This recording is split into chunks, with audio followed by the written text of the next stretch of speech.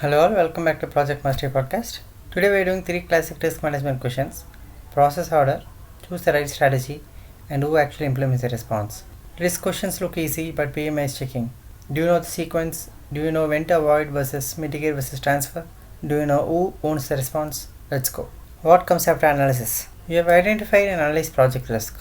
What should you do next? Do you need to update the risk register, or plan risk response, or you need to monitor risk, or you need to escalate risk? The correct answer is plan risk response. PMI risk flow is identify, analyze, plan risk response, implement, monitor.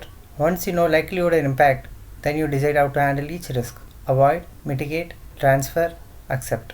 Other options are not the best answer. Update the risk register. Yes, we update it, but there is an ongoing output. It is not the next key process. Monitor risk, that is later once responses are in place. Escalate risk only when the risk is outside the project authority, not the default next step. Takeaway is after analysis, you plan responses. You don't jump to monitoring. Moving on to the next question, which is about very high impact and removable aspect. A threat has a very high impact, and the project team can change the approach to remove this threat completely. What is the best response? You either need to go with avoid strategy or mitigate strategy or transfer strategy or accept strategy. The correct answer is avoid. PMI says if you can remove the threat by changing scope or method or approach, then avoid is the best. You don't carry a very high impact threat if you can design it out. Other options are not the right answers in this particular situation. Mitigate, it reduces probability or impact, but the question said you can remove it. This is the hint.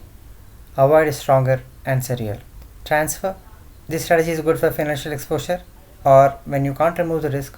Here you can remove it, so transfer is second best. Accept, this strategy is for low priority risk or when response is not worth it, not for very high impact. Takeaway is if you can eliminate high impact threat, avoid. Moving on to next question, who implements the response? Who is responsible for executing the agreed risk response? Is it going to be the project manager or the risk owner or the sponsor or the PMO? The right answer is the risk owner. In good risk management, every significant risk gets a named risk owner in the risk register. That person tracks the risk, triggers the response, and reports back. Other options are wrong. Project manager is overall accountable but does not execute every response. Sponsor is used for escalating or strategic risk. A sponsor is used for escalated or strategic risk. PMO or project management office is meant for governance or support, not day-to-day implementation. Name the risk, name the owner is going to act. This is what is the takeaway for this question. Let's do a quick recap of what we understood from these 3 questions. Identify or analyze, you do it in the planned risk response stage.